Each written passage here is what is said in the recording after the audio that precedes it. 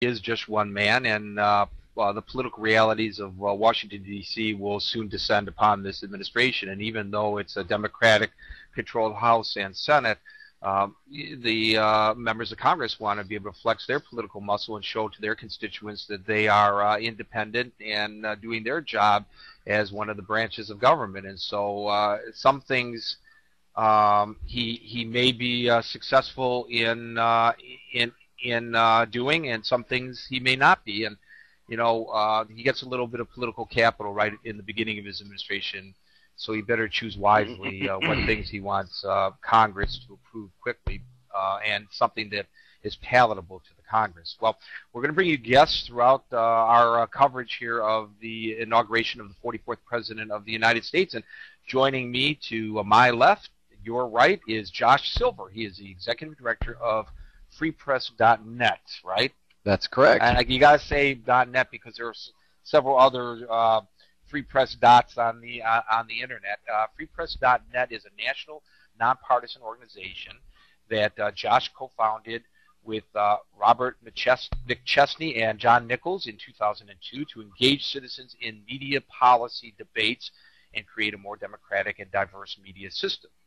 Prior to that, he was the campaign manager of the successful ballot initiative for clean elections in Arizona, where I believe there's a team heading for the Rose Bowl, if I'm not mistaken. That's true, I believe, yeah. I believe I heard that. And director of an international youth exchange program, Josh Silver has published extensively on media policy, campaign finance, and other public policy issues. Josh Silver, welcome to News Talk Online on Paltalk.com. Thanks, it's good to be here. It's great to having you here. So let's talk about the news media and its coverage of the election and its charge moving forward. Were you happy with the way the election got covered, or did we get sidetracked on non-important issues? For the most part, I'm going to have to say no. I was not happy with it. I think we're facing a serious, major crisis with journalism and media in this country, and that is that we've had a situation where over the last few decades, the media has consolidated into the hands of fewer and fewer companies. They are singularly focused on making money, and they're doing everything that's rational and logical in that system, where they're laying off journalists. We lost over 12,000 newspaper jobs in 2008 alone. Radio, all due respect, but commercial radio news has become an oxymoron. Well, we're on the internet here, so right. I made the move from CNN radio to there you go. Paltalk, so. And we're in a situation where there is very little in-depth coverage of the issues that matter most. For example, it's certainly appropriate that the media is covering the inauguration in a big way today, but we're seeing a $350 billion piece of legislation move through the Congress right now that may well have nearly as few checks and balances on the financial institutions, the banks, as the first one, nearly a giveaway. And the media is so obsessed with personality and color and what's Michelle Obama wearing, and that they're missing the real story. And it leaves us in a crisis where the American people are hearing about issues that happened rather than what's happening. So we find out about the lies and distortions that led us into Iraq and the useless killing of thousands of good men and women. We see how the financial press basically abdicated their responsibility in the run-up to the economic crisis.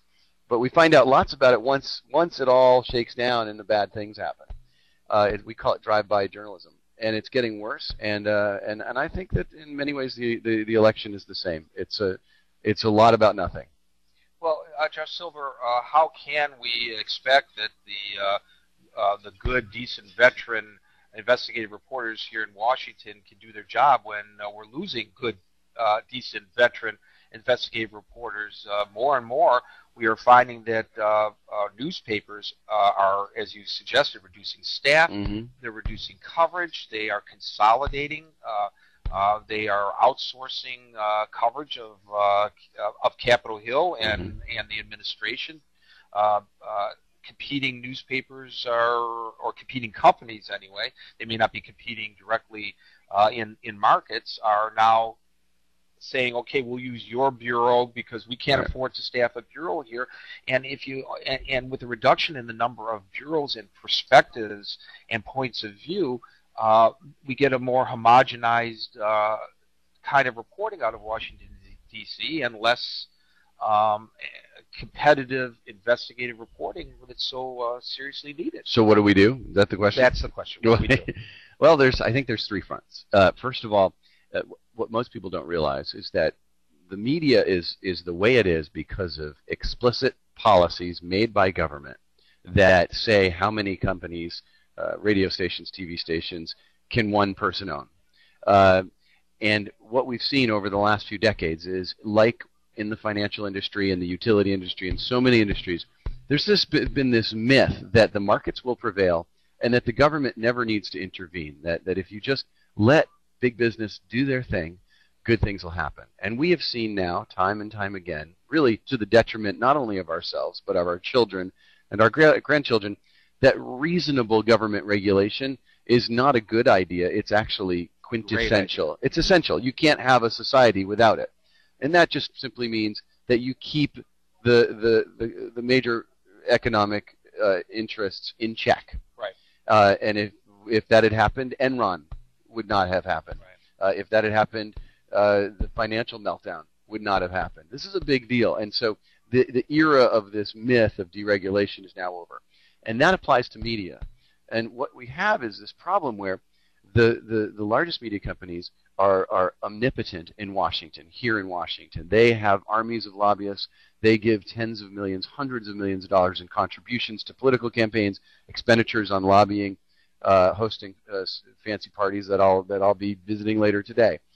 You can see that he's dressed for the party, right? And I am not. Yeah, so. yeah. But the reality is that there is a quid pro quo happening where media pulls punches. They don't ask the tough questions. They use kid gloves with the major politicians, and in turn, the politicians allow rule changes at the Federal Communications Commission and in the Congress that let the companies get bigger, that allocate scarce broadcast spectrum for free to these companies, as is currently still happening, and essentially blocks out competition from people like you.